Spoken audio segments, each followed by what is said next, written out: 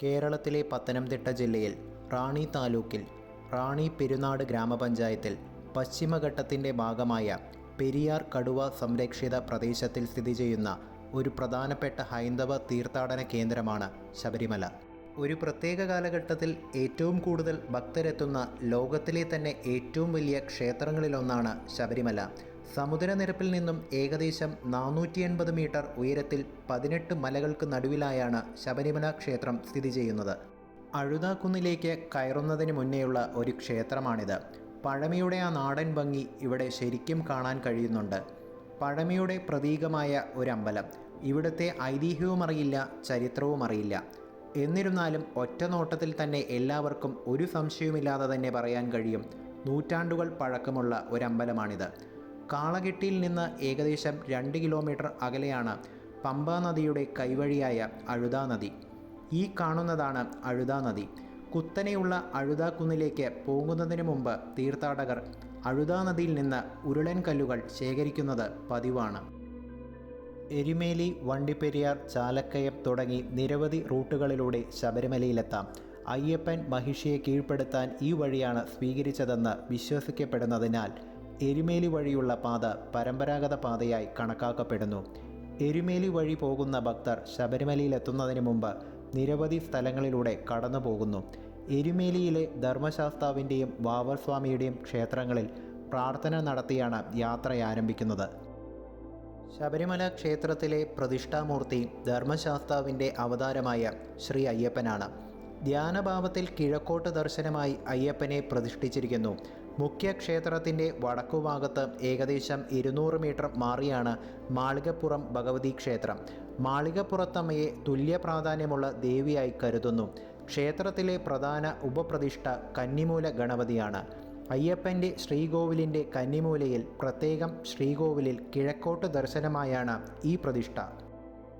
പഞ്ചലോഹത്തിൽ പൊതിഞ്ഞ 18 കരിങ്കൽ പടികളോടുകൂടിയ ചെറിയൊരു ക്ഷേത്രവും അതിനു മുകളിലുള്ള സ്വർണം പൊതിഞ്ഞ 2 ചതുര ശ്രീകോവിലുകളുമാണ് ശബരിമലയിലുള്ളത്. കേരളത്തിലെ ഏറ്റവും വലിയ 3ാമത്തെ നദിയായ പമ്പാ നദിയുടെ ഉദ്ഭവം ശബരിമലയ്ക്കടുത്തു നിന്നാണ്. അഴുതയുടെ കൊടുമുടിയിലാണ് കല്ലിടംകുന്ന് വിശ്രമിക്കുന്നത്. മഹിഷിയുടെ ഭൗതികാവശിഷ്ടങ്ങൾ എറിഞ്ഞതിൻ്റെ സ്മരണയ്ക്കായി തീർത്ഥാടകർ ഈ ഘട്ടത്തിൽ കല്ലുകൾ താഴേക്കെറിയുന്നു. 2 കിലോമീറ്റർ കുത്തനെയുള്ള കയറ്റം കഴിഞ്ഞാണ് ഭക്തർ കല്ലിടംകുന്നിൽ എത്തുന്നത്. അഴുതാ നദിയിൽ നിന്നെടുത്ത ഉരുളൻ കല്ല് ഭക്തർ ഇവിടെയിടുന്നു. പന്തളത്തെ രാജാവ് അയ്യപ്പനായി പണി കഴിപ്പിച്ച ആഭരണങ്ങളാണ് തിരുവാഭരണം എന്നറിയപ്പെടുന്നത്. മണികണ്ഠനായ അയ്യപ്പനെ യുവരാജാവായി അഭിഷേകം ചെയ്ത് കാണുവാൻ പന്തളം രാജാവിന് കഴിഞ്ഞിരുന്നില്ല. അതിനു പകരമായി രാജാവ് രാജകീയ വേഷത്തിൽ അയ്യപ്പനെ വർഷത്തിലൊരിക്കലെങ്കിലും കാണുവാൻ സാധിക്കണമെന്ന് അയ്യപ്പനോട് പ്രാർത്ഥിക്കുകയുണ്ടായി. അതിനായാണ് രാജാവ് ഈ ആഭരണങ്ങൾ പണി കഴിപ്പിച്ചത് എന്നാണ് വിശ്വാസം.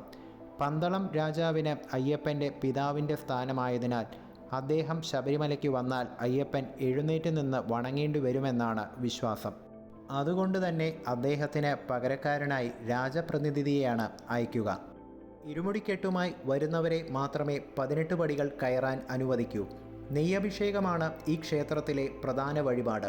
കോട്ടയിൽ ശാസ്താക്ഷേത്രമുള്ള അഴുതമലയുടെ കൊടുമുടിയിലാണ് ഇഞ്ചിപ്പാറക്കോട്ട. ദേവൻ വ്യാക്രപാദൻ എന്ന നാമത്തിൽ അയ്യപ്പൻ ഇവിടെ വിരാജിക്കുന്നു. വ്യാക്രം എന്നാൽ കടുവ.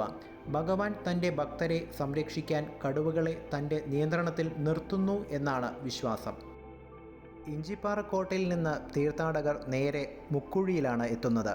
പിന്നീട് അവർ ഏകദേശം 8 കിലോമീറ്റർ കയറ്റിറക്കങ്ങൾ തുടരുന്നു.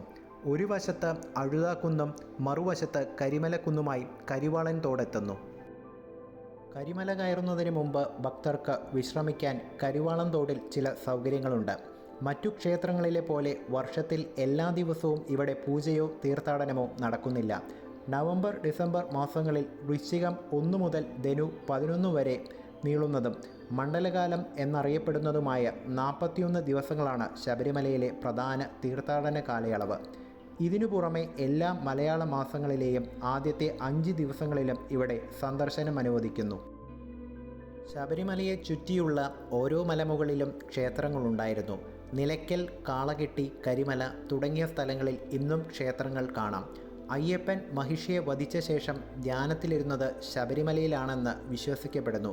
ക്ഷേത്രത്തിന് ചുറ്റുമുള്ള 18 മലകളിലെ 18 മലദൈവങ്ങൾക്ക് നടുവിലാണ് അയ്യപ്പ ക്ഷേത്രമെന്നും ഇത് സൂചിപ്പിക്കുന്നതാണ്. മറ്റൊരു വിശ്വാസപ്രകാരം ക്ഷേത്രത്തിന് മുന്നിലുള്ള 18 പടികൾ ആത്മീയമായ 18 കാര്യങ്ങളെ പ്രതിനിധാനം ചെയ്യുന്നു. 18 പടികൾ അഥവാ 18 അവസ്ഥകൾ തരണം ചെയ്ത് ഭക്തർ ഈശ്വരനിൽ എത്തിച്ചേരുന്നു അഥവാ മോക്ഷം പ്രാപിക്കുന്നു എന്ന സങ്കല്പമാണ് ഇതിലുള്ളത്.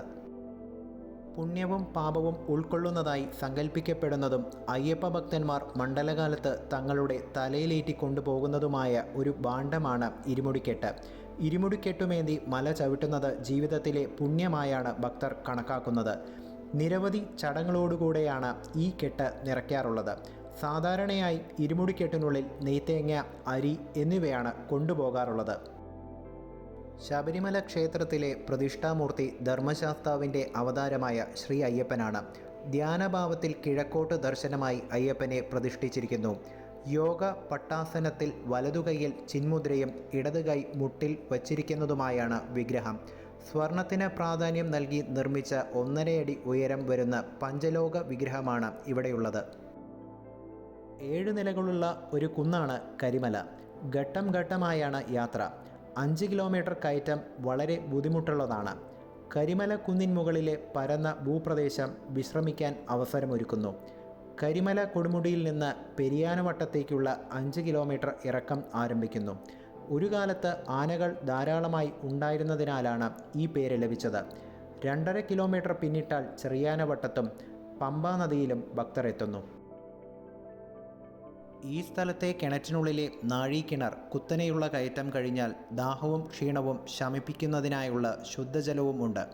ഈ സ്ഥലത്ത് കരിമലന്തൻ, കൊച്ചുകടുത്ത സ്വാമി, ഭഗവതി തുടങ്ങി വിവിധ ദേവതകൾക്ക് പ്രാർത്ഥനകൾ അർപ്പിക്കുന്നു.